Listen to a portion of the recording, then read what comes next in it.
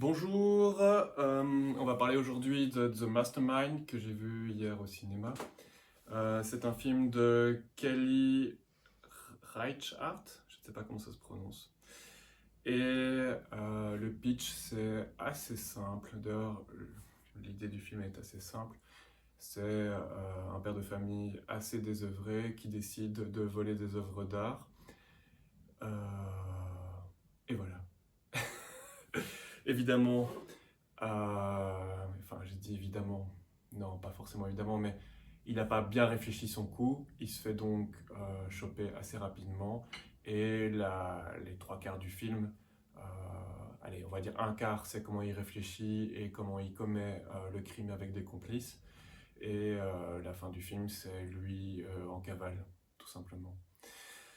Il n'y a pas grand chose à dire sur ce film. Le personnage principal a plutôt un mauvais père. Il y a des moments où il laisse ses gosses tranquilles, seuls, pendant des heures parce qu'il doit commettre son larcin.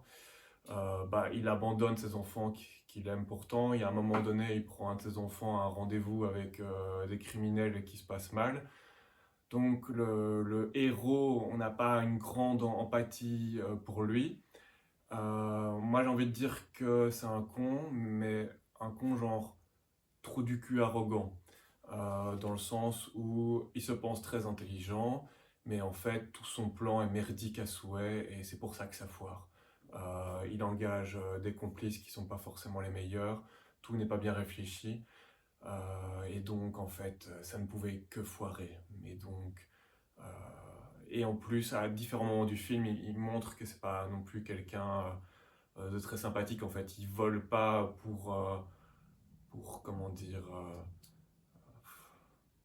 il vole parce qu'une certaine manière, il n'a pas vraiment envie de travailler, j'ai l'impression. Mais le film manque énormément d'explications sur les motifs du vol, qu'est-ce qu'il comptait faire avec le vol, est-ce qu'il le fait par amour de l'art ou pour le revendre. En fait, il a l'air vraiment totalement non préparé, mais le film nous laisse vraiment avec des énormes zones d'ombre, alors qu'il dure assez longtemps et qu'il ne se passe pas grand-chose. Et ça, c'est un peu dommage. Personnellement, j'ai pas vraiment aimé le film parce que justement, on n'a aucune empathie, aucune envie d'aimer ce gars. La manière dont c'est raconté n'est pas très engageante. C'est pas passionnant du tout. Et en fait, enfin, je veux dire, il est con d'un bout à l'autre, quoi. La manière dont il se fait choper à la fin, en fait, c'est vraiment genre très très bête. Et en plus, il fait ça en volant une petite vieille. Donc, franchement, à aucun moment on a envie d'être avec lui.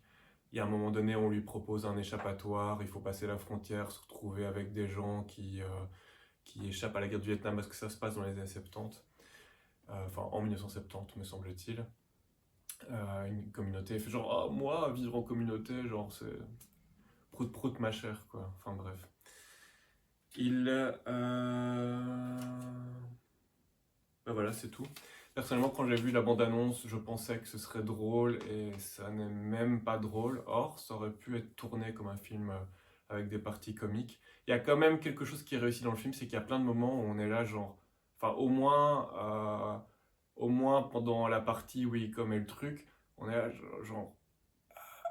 Enfin, je sais pas. Il y a quand même une sorte de.